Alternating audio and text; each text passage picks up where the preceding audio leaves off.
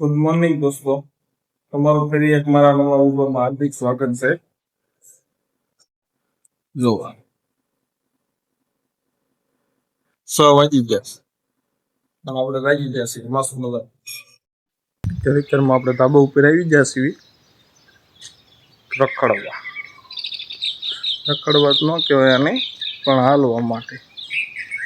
અને અત્યારનું મસ્ત વાતાવરણ હું તમને બતાવી દઉં. વેધર જુઓ,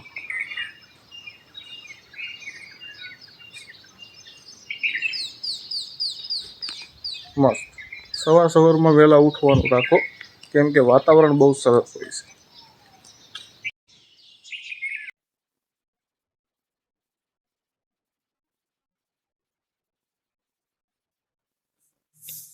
પરસેવો જોયો મિત્રો, આપણે અત્યારમાં વર્કઆઉટ કરી નાખ્યું છે. ડેઈલી તમે આવા રીતે વર્કઆઉટ કરવા માટે જોતા રહેજો મિત્રો.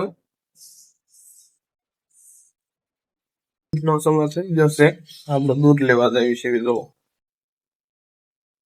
મસ્ત મજાના તૈયાર થઈ જશે ગાઈઝ.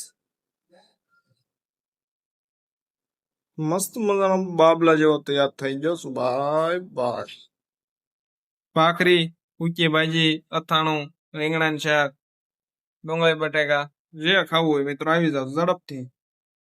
ગાડી કાઢીને નીકળી જા ગઢડા જવા માટે ભાઈ ભાઈ.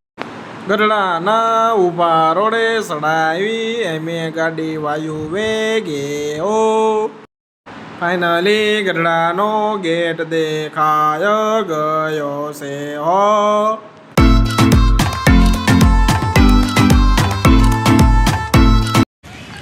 પહોંચી જાય મિત્રો મામલતદાર ઓફિસે.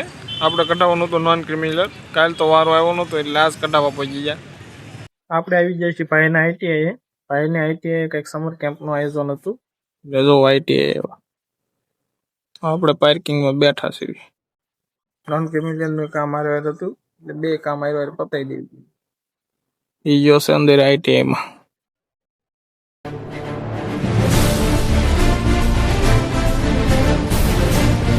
ભાઈને આઈટીઆઈ વાર લાગે એમ હતી એટલે હું આવી ગયો લક્ષ્મીવાડીએ બેસવા માટે. હું આવી ગયો લક્ષ્મીવાડીએ.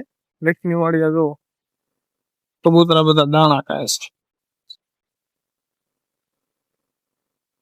જો કેટલા ઘઉં નાખ્યા છે તો બતાવે છે. લક્ષ્મીવાડીએ આવો એટલે એકદમ તમને મજા આવી જાય. આગળ જો ગાડવાનું બધું તમને લોકેશન બતાવું. બહુ મસ્ત લોકેશન છે.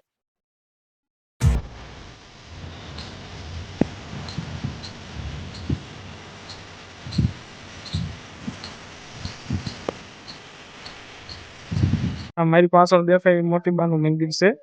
ત્યાં તમને કાંઈ પણ, એ તો મને ખબર નથી, પણ માનતા કરો એટલે તમારું કાર્ય થઈ જાય છે. મોટી બાના મંદિરે અને અહીંયા બીજું મંદિર છે, રિનોવેશન કરવામાં આવે છે. અને વાતાવરણ જોવો તમે, મસ્ત નેચર છે. તમને અહીંયા આવો એટલે અહીંથી જવાનું મન નહીં થાય મિત્રો. એક વખત ગઢડા લક્ષ્મીવાડીની જરૂર ને જરૂર મુલાકાત લ્યો. જો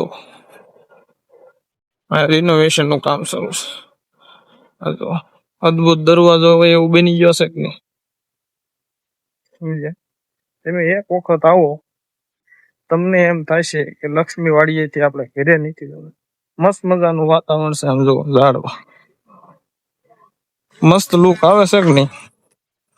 એક વખત આવો, જરૂરથી આવો ગઢડા.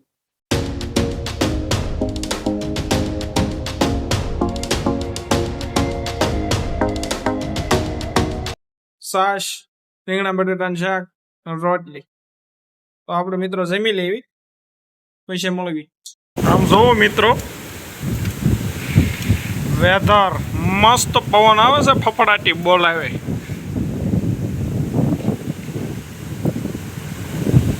હા મજા આવી ગઈ હો ભાઈ ભાઈ, પવન આવે છે જોરદાર. હાલો મિત્રો, હવે આપણે નાસ્તાનો સમય થઈ ગયો છે તો નાસ્તો કરી લેવી. અને વ્લોગમાં ખાવાનું ન આવે એટલે ખાધા વાગે તો વ્લોગ અધૂરો જ કહેવાય. ખાવાનું તો આવવું જ પડે ભાઈ વ્લોગમાં.